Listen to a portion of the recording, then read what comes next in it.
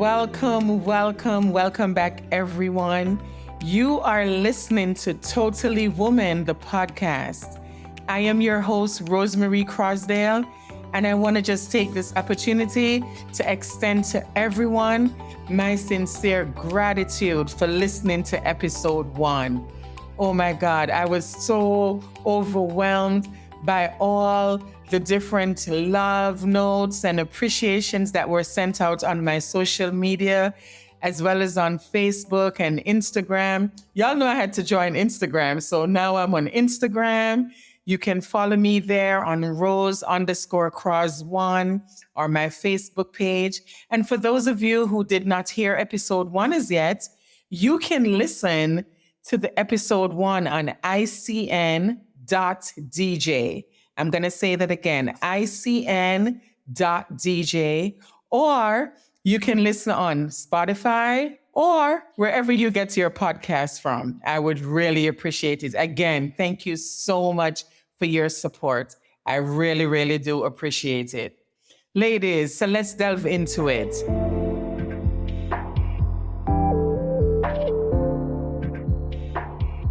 It's about the end of summer.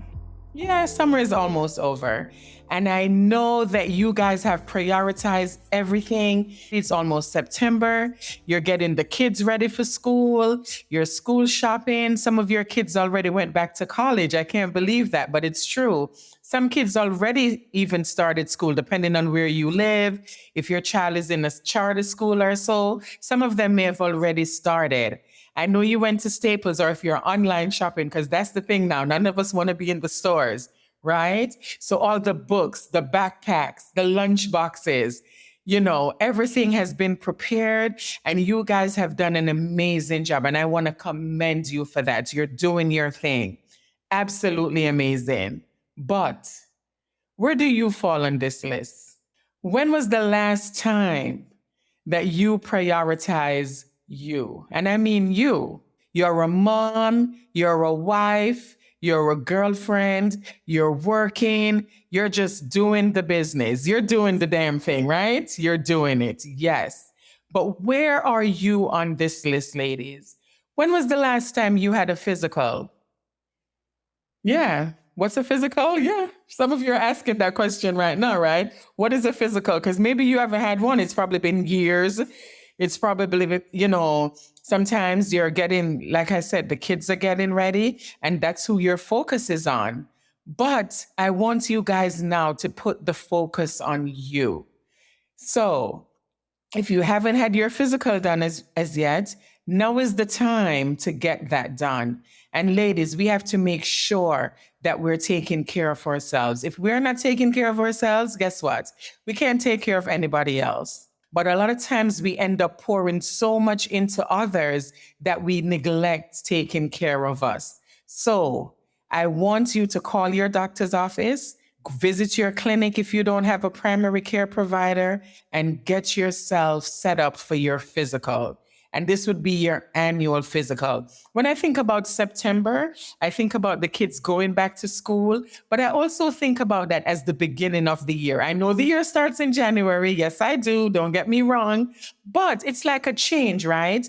The season, it's not quite, summer is almost finished. It's not fully finished as yet, but we're getting into fall, right? Because sometimes the weather is a little bit different. So here you go. Now you have transitioning from summer and you're transitioning into the fall. It's a change of weather. It's a change of seasons, right? Some of you are starting new jobs. Therefore, I refer to September as a new beginning. So during this new beginning, let's put you now on the list and get some of these things done. Doing your annual physical would make sure that you're getting some necessary screenings that you haven't had done in a while, done now. What are some of those things? So your physical would include an eye exam, for example. I know some of you, you're out there, you're driving, you need glasses, right? Not just to read on the computer, but you may need glasses for distance. When was the last time you had your eyes checked? A physical would be something that would help you to get this done. When was the last time you had blood work? Yes, I said it, blood work. Some of you have a history where your family has diabetes. they have hypertension, cardiovascular issues. Where do you fall on the spectrum? Do you know where you fall? Do you know what your risk factors are? Do you know what's going on inside of your body? So now is the time to get your blood workup done. And this will also give you an idea as to what do I need to do for myself? Is my blood pressure high, right? Is my sugar high, my blood sugar? When you did it, they may want you to do a fasting blood sugar as to get a better idea of what your A1C level is.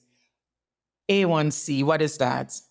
A1C would be something that we're checking to see, and this is the goal level where we would want our sugar level to be. So your A1C, we would say that we don't want it to be above 7. We want it to be 5 and 6 or lower. And ladies, what is this going to determine? Are you pre-diabetes or do you actually have diabetes? The risk factors put you at risk for it. Yes, genetics may also play a part, but our risk factors as well. Certain things that we're eating, we're overweight. Yes, people are like, okay. And, a lot of us, we're doing that. I'm included in the list as well, although I'm not diabetic. Because even though you're a big person, sometimes it doesn't mean that you necessarily have all the issues that there are. But we still want to know where we lie on the spectrum. How is your blood pressure? Ladies, if you're not aware of this, cardiovascular disease has become an issue now among women, where women are suffering from heart attacks at a higher rate now, more so than men, because a lot of times we're misdiagnosed. You go to the doctor, if you're not complaining of chest pain or something like that, then you're probably not taken seriously. So sometimes they have to differentiate. Are you really having chest pain, or what is it that is going on with you? Okay. So these are some of the things that we would want to get done. And this will include a part of our annual physical. Another thing, your vaccines, right? Some of us, you were vaccinated probably when you were in school. You're not in school anymore. And sometimes if you're not working in the healthcare system, certain vaccines are not required. But are you vaccinated for some of the basic ones, the ones that we had when we were younger? Do you have your MMR, for example? That would be the measles, mumps, and rubella. If you don't have and you're not sure, then your immunity level can be checked. And it's checked with a simple blood work to see if you are immune to any of these diseases. And if you're not immune, you can actually get a booster dose, which will bring you now up to date. Okay. Tetanus or tetanus shot, that is given over 10 years. If you're not sure, then that's another thing that you can get boosted for if you're not sure when was the last time you had your tetanus shot. We're going into flu season. I know with everybody now, it's, a big stigma. Do you take it or don't you take it? And for whatever reason, whatever your beliefs are and however you feel, there are guidelines and there are things out there to protect us. Okay. But we just have to utilize them and we have to take advantage of them, right? So my thing is, each one teach one. So this is why I want to impart this knowledge onto you so that you're able to make the proper decision for yourself, where now you're prioritizing yourself. If you are age 40 and above, you would need a mammogram done. When was your last mammogram? Some of you haven't had a mammogram in forever. How do you know if you have the BRCA gene or if you don't have the BRCA gene? The BRCA gene is one of the determinant factors for people who have breast cancer or are diagnosed with breast cancer. So if you're 40, you don't have a maternal grandmother, or your mother was not diagnosed with the BRCA gene, then you can get your mammogram at the age of 40. But if one of those maternal mothers or grandmothers were diagnosed with the BRCA gene, then you would want to have your mammogram probably done much earlier, because now you have a predisposition of getting breast cancer. Having the BRCA gene is one of the determinant factors that will say that you can get breast cancer. It is very important, ladies, to get your mammogram done. Another thing that you can do for yourselves, though, once a month, you can do your own self breast exam. All you have to do is just make sure that around the third or fifth day of your cycle, or for those who are not having their cycles anymore, like myself, who is probably in perimenopause going into menopause, sometimes our cycles are irregular. Just pick a day each month that you're saying, okay, this is the day I'm going to do it. And you stick to that day and you try to be as consistent as possible. Okay.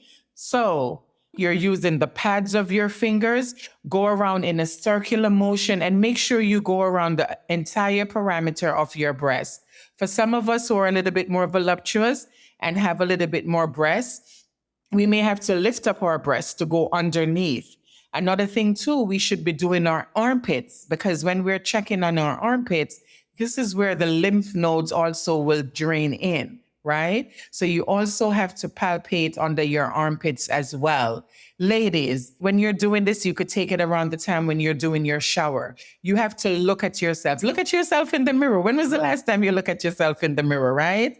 You want to make sure that your areola, and that is around your nipple area, you want to make sure that that color is consistent throughout. Okay. So those are the things that you're looking at. You're looking at symmetry, right? What do I mean by symmetry? That your breasts are equal and around the same size. Usually one side of us is bigger than the other, and it's usually the left side, and that is very normal.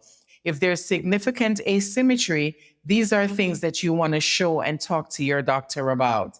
If you're noticing dimpling, just like how you look at the orange skin, right? And you see those dimpling that occurs around the orange peel. If you notice those things on your breast, you want to make sure that you're showing that to your doctor and talking to your doctor as well. Squeezing your nipples, checking for any odor and discharge from your nipples, right? You shouldn't be having any of those. Unless you're lactating and breastfeeding, then there shouldn't be any abnormal discharge coming from your breast. Okay, ladies? So it's very important to add your mammogram as well and make sure that if you are not of the age where you need to do your mammograms early, you're practicing. Even when you start having your periods, you can start doing your self breast exams. Very, very important.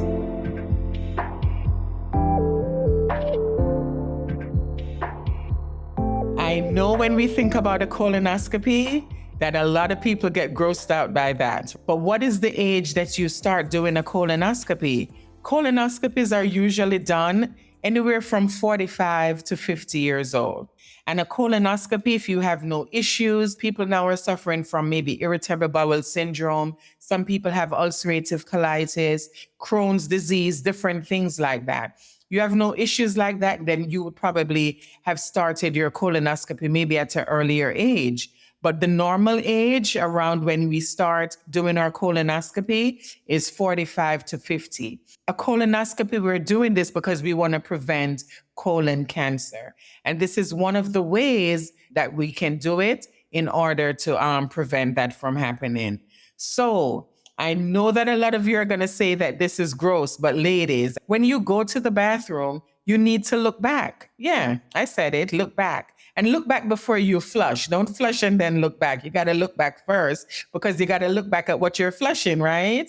Make sure there's no blood in your stool. These are things, ladies, that you would want to tell your doctor. If you notice these kind of changes, now you're going from being really, really constipated, you're having a very high fiber diet, you're eating properly, and you're still noticing that 1 minute you're constipated, the next minute you're having diarrhea. These are things that we would want to make sure that when we're getting our annual physical, we're talking to our doctors about. And sometimes we go in for a physical and we forget certain things. In order not to forget, write them down. You should always feel encouraged then, to ask these kind of questions without feeling like you're doing something wrong. You're not doing anything wrong because guess what? You're trying to learn and you're trying to know what is going on. Okay. Another one of our exams that we so frequently neglect is our GYN exam. When was the last time you had your GYN visit, right? Some of us haven't had one in such a long time. Some of you may say, oh, I'm not sexually active. I'm not pregnant. Nothing is going on with me. I've been with the same person. I only have my husband. I've been with the same partner for years, so I don't need to go and check to do a pap smear or anything. Well, the first age that you would get your pap smear done is the age of 21. Usually, we should still be having a pap smear around every 3 to 5 years. If you have changed partners, then you should definitely get a pap smear done. What a pap smear is doing is making sure that it's checking the cells in our cervix to make sure that we're not getting cervical cancer. So that's what the pap smear is there for. For STDs, sexually transmitted diseases, and in the healthcare field, I work as a nurse. I'm also a nurse practitioner. And in this day and age, some of the STDs that were on the down low, meaning that for a long time we weren't seeing that many people getting them, nowadays they're getting more prevalent again. I'm talking about syphilis. I'm talking about gonorrhea. I'm talking about herpes. Okay? These are some of the STDs that we're seeing manifesting back again. For a while, they were very low or it wasn't as bad, but now we're seeing them on the rise again. People just think of contraception, which is birth control, to prevent pregnancy, but we're not thinking about protecting ourselves and protecting your lives, ladies. You need to be using a condom. If you're with someone that either you just met them or you've been dating them for a while, you're not sure of your status, then you should use a condom. And if you're being introduced to new people and this is someone that you're going to be with, then both of you should probably be getting a blood work. In this day and age, these are things that we can do to protect ourselves. It's no reason for you to be getting HIV or for you to be getting, syphilis or gonorrhea when these things are preventable. So using a condom is very, very important if you are not sure what your status is.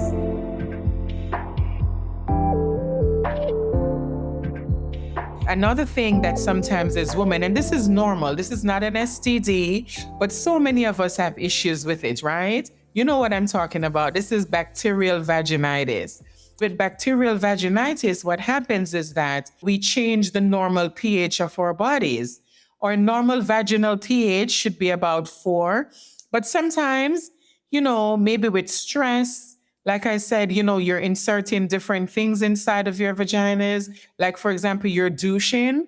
We should not be douching, ladies. I'm against douching. Douching is a sin. We do not douche, okay? So no douching, because douching definitely gets rid of your normal flora, and that will disrupt the pH of your vagina. One of the classic hallmark signs for bacterial vaginitis is a fishy odor. If you notice that you have this fishy odor, and sometimes it could be like a whitish, grayish discharge, if you notice that you have that, that could be a possibility that you have bacterial vaginitis. Some of you probably have been down this road before. Okay, if you are sure that bacterial vaginitis is what you're treating, then go ahead and treat it. But if you've never been diagnosed, you really don't know what it is, you have this odor, but you can't really tell, you're not sure, you should definitely visit your GYN to get an actual diagnosis that what you're actually treating is what you have. A lot of times now, with the implementation of, like I said, so many things on the market, so many different products, so many things that I'm seeing that they're telling people to do to get rid of bacterial vaginitis, you should actually be getting an official diagnosis before you go around and trying to use some homemade or whatever kind of product, in your vagina, not being sure of what you're actually treating. Also, ladies, let's look at our menstrual cycle. Are your periods painful? Are they changing? Is the flow changing? Are you soaking more pads or tampons than you normally do? So sometimes, some of us, we have heavy bleeding. Some people have moderate bleeding. But if you notice a significant change in the flow of your menstrual cycle, of your menstrual period, these are things that you want to discuss with your GYN. Because remember, if you're bleeding too much, you can become really anemic. Your iron level is low. Sometimes all of a sudden you're craving things that you never normally crave. For example, ice, right? You want ice now, you're feeling dizzy. These could be indications that your iron level is low. So if you notice these changes in your body, you want to make sure that you're talking to your GYN about them.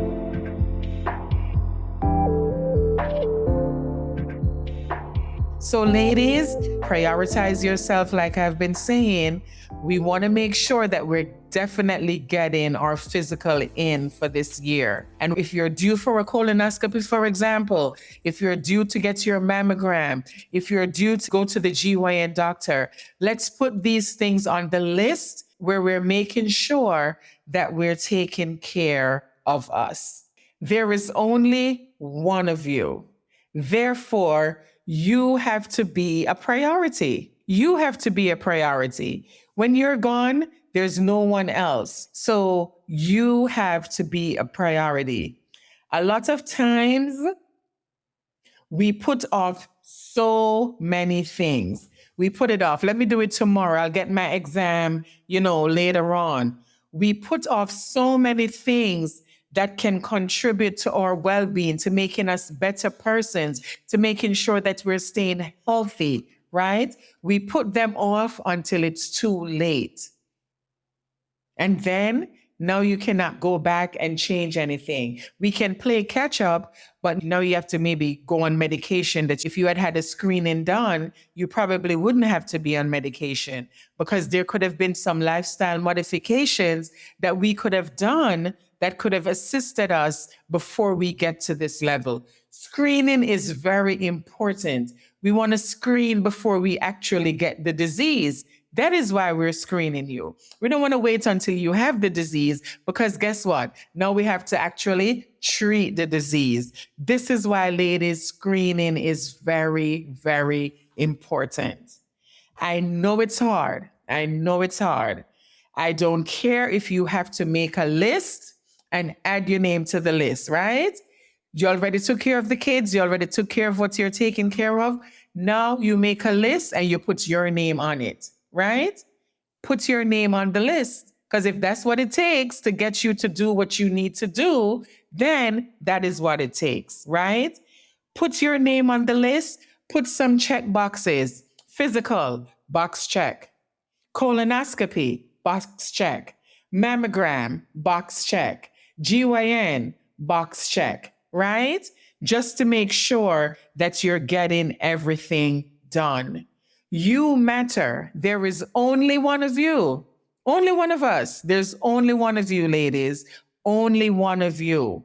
Look in the mirror and say to yourself, I matter, because you do matter. You do matter. But guess what? You have to say it and you have to believe it. Because if you don't believe it, you're going to think that you're not worth anything. And that's not true.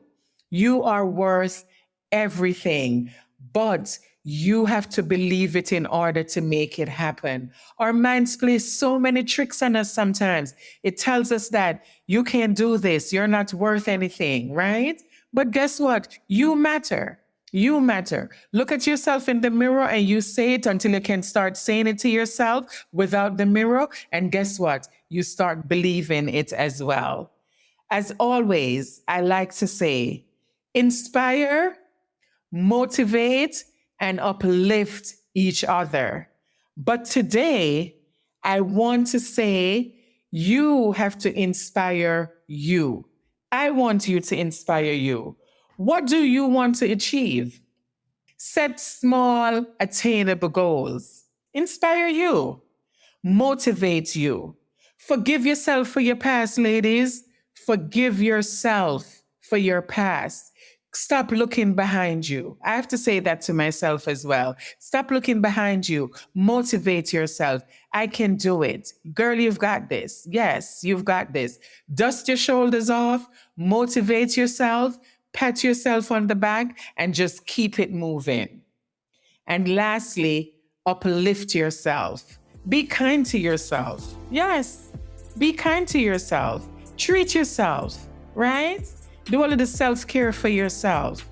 When was the last time you went and say, let me get a little massage? Do something for yourself. Uplift yourself. Be kind to yourself. Encourage yourself so that what? You can walk into this next season of your life.